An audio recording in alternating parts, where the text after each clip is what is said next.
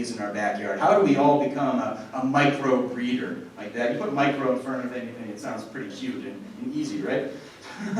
So I was thinking, how do we simplify genetic exchange and really propagate good local survivor genes? Well, what if we didn't have the whole army of mating nukes? You know, I'll have close to 2,000 of them this year. Well, we could just sell queen cells. You could just set up a cell raiser, say you know how to graft, you just need one hive, you can pump out some queen cells, and here in Florida you'll find plenty of people who would pick them up from you locally, I would, or you can ship them. The shipping of these ripe queen cells was developed really by David Mixa, who's up in Groveland, and he's been like a really good friend and just like a whole wealth of knowledge. I've learned a lot from the Mixa family. They ship queen cells, that's the bulk of their business. And they got it down to a science. They shake, over 2 pounds onto these queen cells to incubate them with insulation. It's just amazing what they do. Here in Florida, if you want to go pick up a bunch, you can just zip up to Groveland and he'll have them for you. And he has a whole menu of different genetics. You can get Thoreau-sensitive hygiene, you can get Russian, you can get buckfast bees from Canada, you can get Italians, you can get Purdue University mite biters, you can get all this cool stuff. You can order from them and then bring them back and put them into your splits. A week later, you should have a laying queen in there. It's awesome, and he's been able to ship them across the country with these methods. I see this as a real good transitional step for the future. Rather than buying queens at $40 a queen, you can get a $5 queen cell, and 80% of them usually work out. So if you want to start selling queens, if you don't have an army of mating nukes, and you've got some grafting skills, you could be shipping these around the country. Until we're all raising our own queens in the backyard, I see a lot more people selling and distributing queen cells this way. How do we make it even simpler? I've been messing around with 48-hour queen cells. I hear a little bit about it, it's been done in Europe, and I've just been dabbling in it up to this point.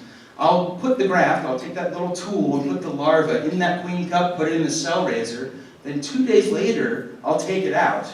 And the cool thing about these 2-day-old queen cells, that you can ship them without any cover beads. Actually, you want them to cool down because the larva actually slows down its metabolism that way. As long as you keep them damp, and I've been putting them in between wet cardboard and an old plastic baggie with the edges cut off, shipping them across the country, and then a person can make a split, a queenless split, put this queen cell in it, and those bees, those nurse bees in that split will finish this queen cell as if it were their own and completely change the genetic makeup of their hive. You don't gain much from letting the bees raise their own queen, but it's a cool way to exchange genetics that anyone can do. You don't even have to write live bees inside on the envelope, which is pretty neat. So I recently got some grant money to pursue looking at this. We're going to look at the time and resource input to output and see if this would be a viable production model. I know of a few beekeepers in France and a few in New Zealand who use this pretty regularly. So we'll see if this could be something that makes sense. So how do we make it even simpler? All right, this is where we'll all come back and talk about what every one of us can do with our couple hives in the backyard. I know I went off the deep end there for a little bit into my e-psychosis, but it happens. It turns out the bees make pretty good queens all by their lonesome, if left to their own devices. So how do we let that happen? Well, swarm cells I'll often use, supersedure cells, but I've been making little tiny walkaway splits, call them micro walkaway splits, with just the basic recipe of what bees need. Bees need, a comb of open brood, a comb of larvae, and they need a comb of food and a bunch of young nurse bees. So that's the recipe, that's all you need. You need a comb of larvae, a comb of food, 2-3 shakes of bees. Now, the best is to move them to a different bee yard, move them 3 miles away if you have another bee yard. Most of us probably don't. You gotta leave them in the same yard. You wanna make them extra strong. I would put 4 or 5 shakes of young bees if you're gonna leave the split in the same yard. And then most people that I've taught this to is like, whoa, shaking bees, that sounds a little intimidating. It's never happened. We've never done that before. All right, let's make it even simpler. Rather than trying to make the new split strong and putting all the bees in this new spot, pick up the entire hive. Just you got a strong hive, you got a booming population, it's springtime, it's imminent. This is going to be something you can do here shortly once it warms up again. Pick up the whole hive. Move the whole hive to the new position. Put an empty box where that hive was, and now move back those resources. Move back that recipe. At least a minimum of an open coma larva, a comb of food, and make sure there's some young bees in there, because the young bees are the ones that are gonna be making the queen cell. If you're doing this in the middle of the day, you're working with almost all young bees. And moving those resources, that queenless section back to where it gets the field force, that original position, you'll also have the field bees coming in, so make sure that they won't lose a lot of bees, they won't get chilled. So it's as simple as I can possibly think of it. Pick up the hive, move it to the new spot, move back the resources so they can build the queen in the original position. It's something that anyone can do. We can all be raising local bees. If it doesn't work, then just combine them. Check them in about 3-4 weeks. You should have a laying queen. By 4 weeks, you should have some cat brood in there. Just about. If it doesn't work, recombine them. If they turn mean, kill one of the queens, kill the mean queen and put them back together. But this I really see as our tools, the best tools that we can have of changing the behavior of our bees. Here, our local bees have a lot of mite resistance. It's like 50-50 whether people treat or not. And you can steer your bees towards not needing treatments if that's what you have to do right now, if that's your interest. You can also steer your bees towards being nicer. Rather than buying California queens or queens from Hawaii, we call those one-season wonders, you know? Those guys are doing the best job that they can. They're firing out hundreds of thousands of queens. They're very good at what they do, but you know, they just don't seem to last, and they don't compete with the local bees. Local is always better. And there are a good amount of local nice bees, and you could be propagating your nicest ones in your backyard and have the best bees around, better than anything you could possibly buy. And you know, you can get queens from me, but I'm trying to put myself out of a job. I don't know how to raise their own. That's the viable future of beekeeping in this country, if you ask me. So, you can go back into that split. Say you're making up a split, making your strong hive queenless or something. You can go resplit them. You can go back 10 days after you remove the queen and make them queenless. You can cut out the extra cells, but more often than not, I am just letting them fight it out. Here they've got 5 little starts, right? 1, 2, 3, 4, 5. You can cut these out in little clumps, maybe get 3, maybe 4 different queens out of them. But they won't all be good quality. There's only a couple of them that will be really, really good. So in my case, since I'm making a lot of these all the time, I will just let the queens fight it out. And we're talking a virgin queen death match. So, and here she is. She's right there. She emerged from this one. She's already destroyed that one, that one, that one. Today is her birthday. And she is caught in the act here slaughtering her sisters. But ideally, may the best queen win. So, and she turned out to be a really, really good one. So once again, this is like, we're trying to make this simpler. Simpler, as simple as can be, because I want it to be as simple enough to teach a child, you know, so they can all be part of this bee solution, you know, so we can breed out of this varroa mess we've got going across the country. Well, I'll zip through a little bit of what I got left. I do harvest honey. Most of my boxes are now these like backwards little box hives. I love them completely. And I do have a lot of out yards just to test these families, see what their honey production is like, see what their mite tolerance is like, see what their temperament is like. And I track the families, and they do make a bunch of honey out of there. This is my 7-foot solar wax melter. If anyone wants to come help me out, the first thing you have to do is scrape the wax melter, and then mow the bee yards, and then we'll all go out and play with the little baby hives.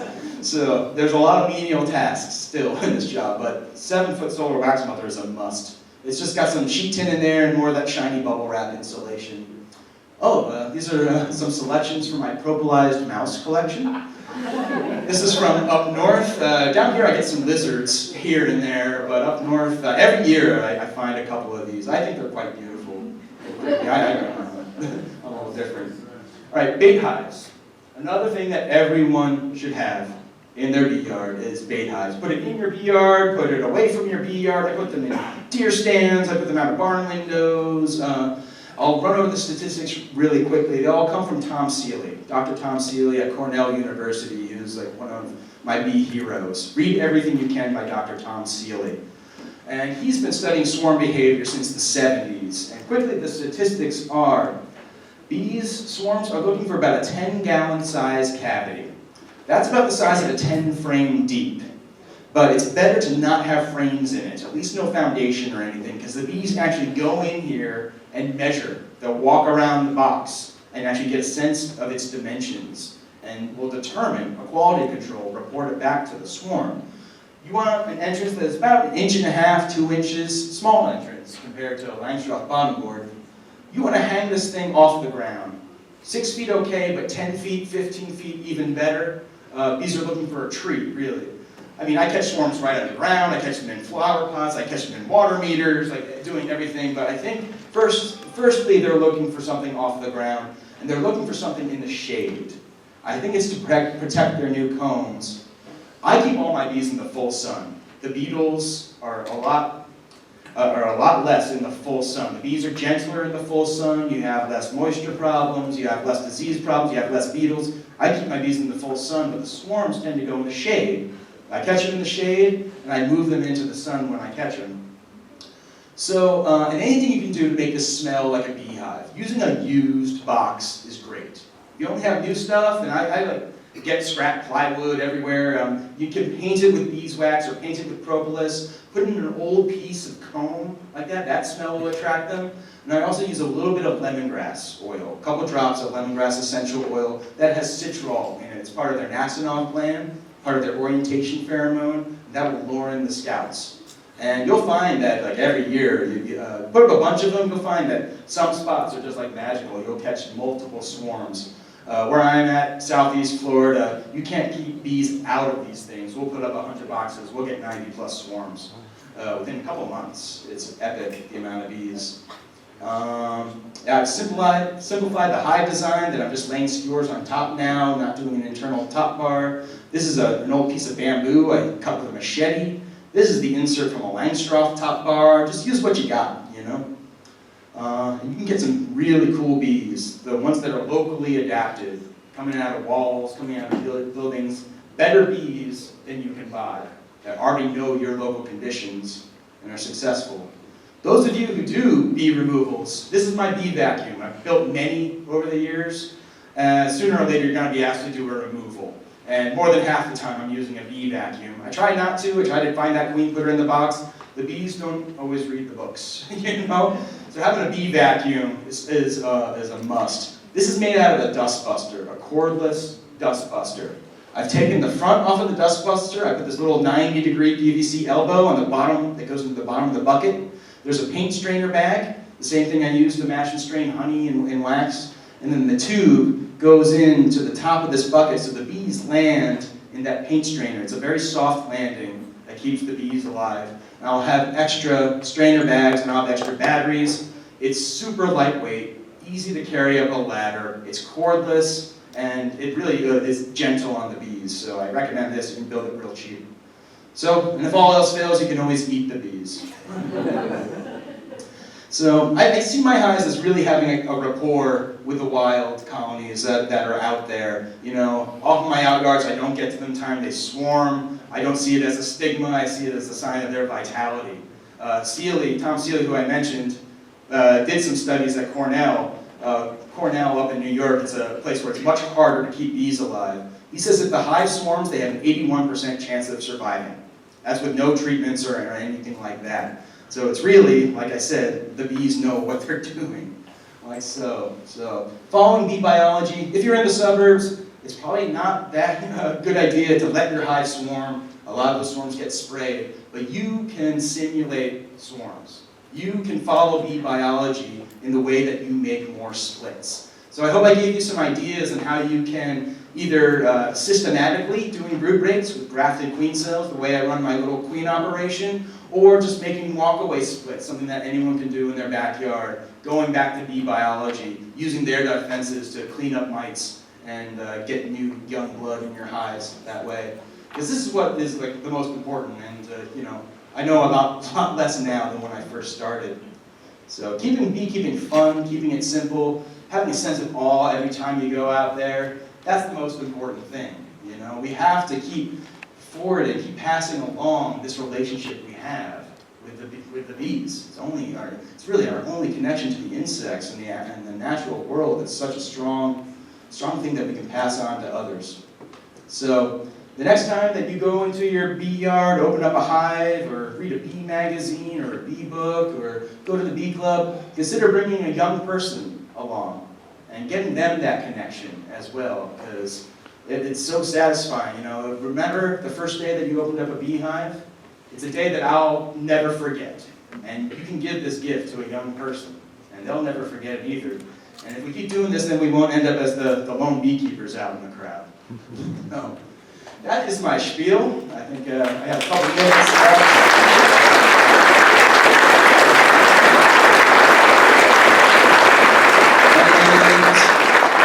I would say if the talk goes really sour, I backed up by being able to sing you a bee song, if you all wanted to tolerate it. You got time for a couple minutes to sing a bee song? No? Maybe after, if we head on out, but we're going to do raffle and wrap it on up. So